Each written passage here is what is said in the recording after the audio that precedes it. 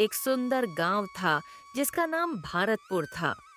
उस गांव में रामू नाम का एक गरीब किसान रहता था। उसके परिवार में बूढ़ी माँ, पत्नी गीता और दो बच्चे, राधा और मोहन थे। घर कच्चा था और खेत थोड़ा सा। बारिश सही नहीं होती तो फसल खराब हो जाती। गरीबी थी, पर रामू के दिल में दया और ईमानदारी भरी थी। वह बहुत ही मेहनती और परिश्रमी था। वह हमेशा कहता था, मेहनत और सच्चाई पर भरोसा रखो। एक साल ऐसा आया जब गांव में भीषण सूखा पड़ गया। फसलें बर्बाद हो गईं, घर में खाने तक की कमी हो गई।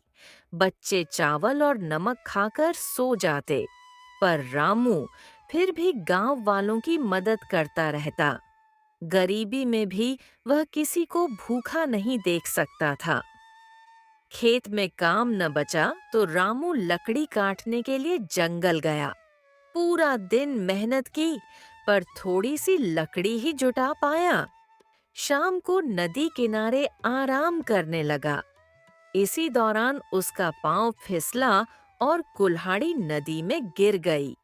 वह अकेली कुल्हाड़ी उसकी कमाई का एकमात्र साधन थी। रामू बहुत दुखी हो गया। रोते हुए रामू पेड़ के नीचे बैठ गया। उसी समय नदी से एक दिव्य प्रकाश उठा और एक देवी प्रकट हुई। उन्होंने पूछा। किसान, तुम इतना दुखी क्यों हो? रामू ने बताया। हे देवी, मेरी कुल्हाड़ी इस नदी में खो गई है। इसी से मेरे घर का खर्चा चलता था। अब मेरा क्या होगा? ये सुनकर देवी नदी में हाथ डालकर एक चमकदार सोने की कुल्हाड़ी लेकर आईं। उन्होंने कहा। किसान, क्या यह तुम्हारी कुल्हाड़ी है? रामू बोला। नहीं देवी, मेरी कुल्हाड़ी तो लोहे की थी। ये हमारी नहीं है। फिर देवी ने नदी में हाथ डालकर दूसरी कुल्हाड़ी निकाली, जो चांदी की कुल्हाड़ी थी। फिर देवी ने पूछा। किसान, क्या यह तुम्हारी कुल्हाड़ी है? रामू ने कहा। नहीं देवी, यह भी मेरी कुल्हाड़ी नहीं है। मेरी कुल्हाड़ी तो एक साधारण कुल्हाड़ी थी। तीसरी बार देवी ने नदी से असली वाला कुल्हाड़ी लोहे की निकाली। रामू खुश होकर बोला। हाँ देवी, यही मेरी कुल्हाड़ी है। यही है। देवी उसकी ईमानदारी देखकर प्रसन्न हो गईं। देवी बोली। किसान, तुमने सत्य कहा है। इसलिए ये सोने, चांदी और लोहे की तीनों कुल्हाड़ियां तुम्हें उपहार में मिलेंगी। ये सुनकर रामू के आंसू निकल आए, क्योंकि उसकी किस्मत बदलने वाली थी। रामू बहुत ही खुश हो गया। घर पहुंचकर उसने अपनी पत्नी और माँ से सारी बात बताई। उन्होंने सोने और चांदी की कुल्हाड़ी बेचकर खेत खरीदा, गाय खरीदा, बच्चों की पढ़ाई शुरू करवाई, नया घर खरीदा। गांवों वाले उसकी ईमानदारी की तारीफ करने लगे। रामू अमीर होने के बाद भी पहले जैसा साधारण और दयालु ही रहा। वह दूसरों की मदद करता रहा। गांवों के बूढ़े बुजुर्ग की दवाई का खर्चा भी वहीं देता। किसी गरीब की शादी हो या फिर किसी गरीबी अनाज देना हो, वह हर चीज में गरीबों की मदद करने लगा। लोग उसे सम्मान देने लगे। एक दिन उसने अपने बेटे से कहा। बेटे, धन खत्म हो सकती है, पर सच्चाई और मेहनत से की गई काम कभी भी अमीर बना सकती है। इसलिए सच्चाई और अच्छाई हमेशा याद रखी जाती है। सीख, ईमानदारी सबसे बड़ा धन है। नेक दिल इंसान की किस्मत हमेशा चमकती है। दया और मदद एक इंसान को महान बना देता है।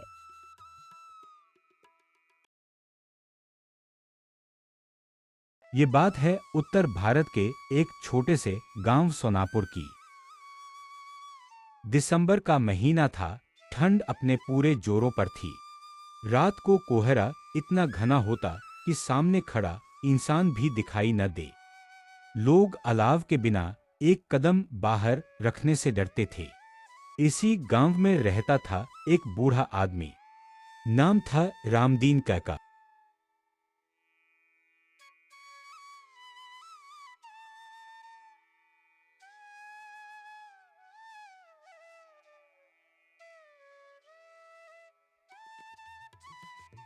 रामदीन काका की उम्र करीब 65 साल थी।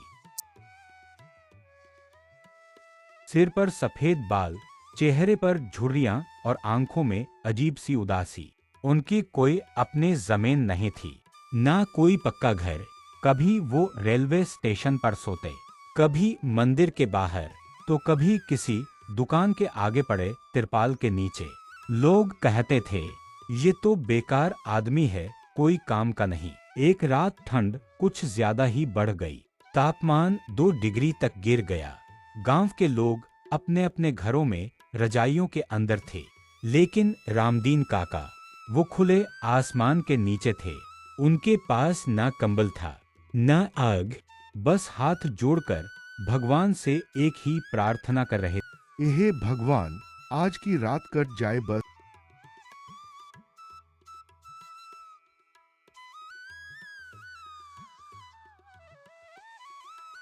उसी गांव में रहता था एक 12 साल का लड़का मोहन। मोहन बहुत गरीब था, पर दिल का बहुत अमीर। उसने अपनी मां से कहा, अम्मा, बाहर कोई काका कांप रहे हैं। बेटा, हम खुद गरीब हैं क्या? मोहन चुपचाप उठा और अपनी एकमात्र पुरानी शॉल उठा लाया।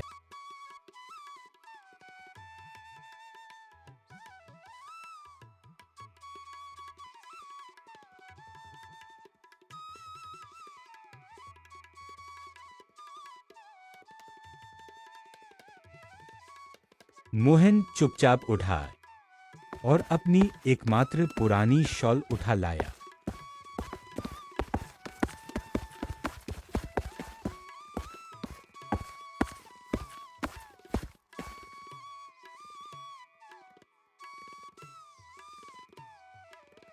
मोहन ने रामदीन काका के कंधे पर शॉल डाल दी। रामदीन काका की आंखों में आंसू आ गए। उन्होंने कहा, बेटा, तू तो फरिश्ता है। काका, ठंड सबको लगती है।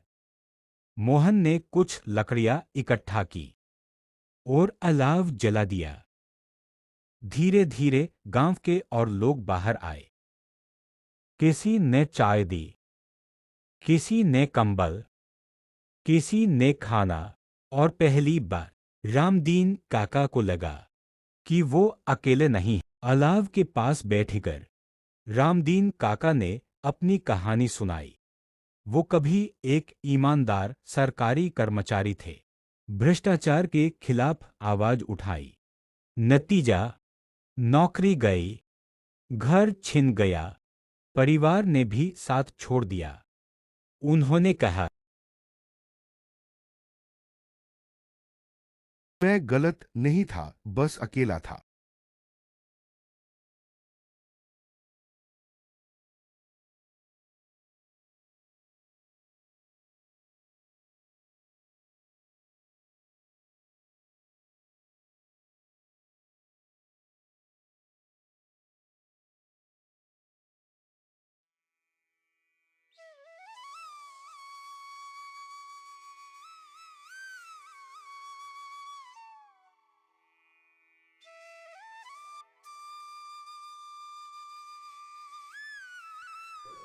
ठंडी का कहर चारों ओर है। सर्दी की वो रात, जब ठंड सिर्फ शरीर को नहीं, इंसान के सपनों को भी जमा देती है। ये कहानी है एक ऐसे बाप की जिसके पास दौलत नहीं थी, पर जिम्मेदारी पहाड़ जैसी थी। दुकानदार लोग की आमदनी बहुत ही कम हो रही थी, क्योंकि सर्दियों में कोई रजाई में से निकलता ही नहीं है। इसीलिए दुकानदार के लोग बहुत परेशान थे।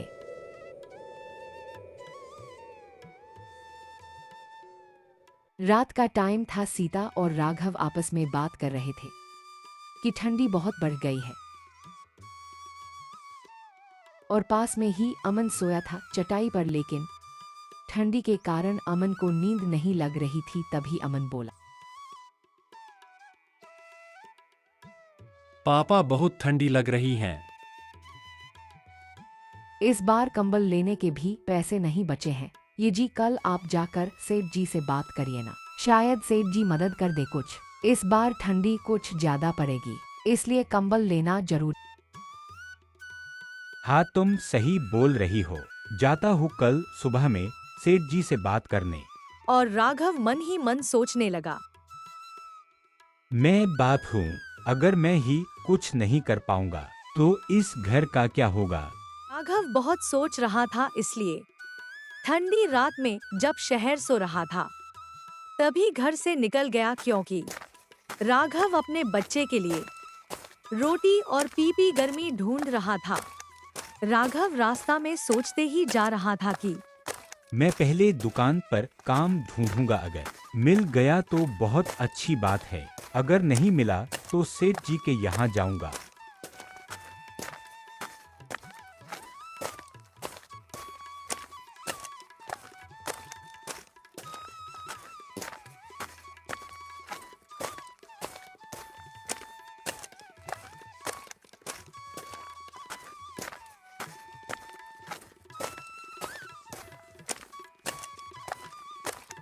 भाई साहब, कोई काम है क्या? कैसा भी मैं कर लूंगा। नहीं रे बाबा, यहाँ कोई काम नहीं है। एक तो पहले से ही एक को रखकर परेशान हो गया हूँ मैं। भैया, मुझे 1 किलो प्याज और मैगी की 6 पैकेट दीजिए। ठीक है, रुको। रामू 1 किलो प्याज और 6 पैकेट मैगी लाओ। राघव को काम नहीं मिला। बेचारा राघव उदास होके घर आ गया। बेचारा राघव थका हारा घर आ गया। उसकी मुंह पर उदासी देखकर सीता बोली कि क्या हुआ जी? काम नहीं मिला। कोई बात नहीं जी, दोपहर में सेठ जी के यहाँ चले जाइएगा।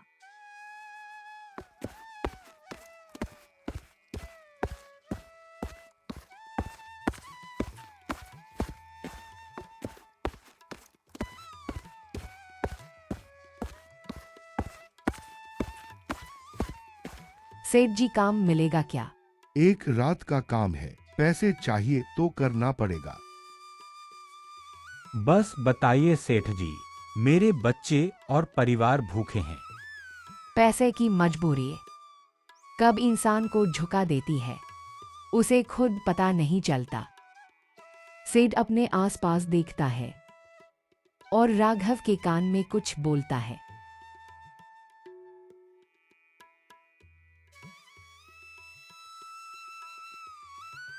ये गलत है, पर अगर नहीं किया तो मेरा बेटा ठंडा में मर जाएगा। राघव ऐसे बोलते ही बेहोश हो गया। सेठ ने हॉस्पिटल में फोन लगाया।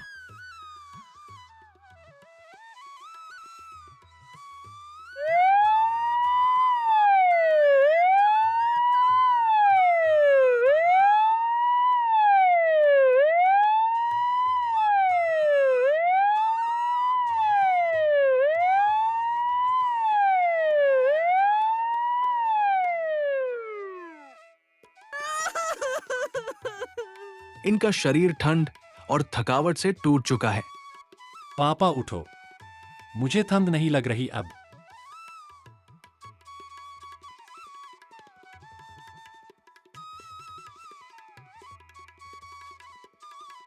सीख, क्या दुनिया में सबसे महंगी चीज है? बाप की ईमानदारी होती है और सबसे सस्ती उसकी मजबूरी।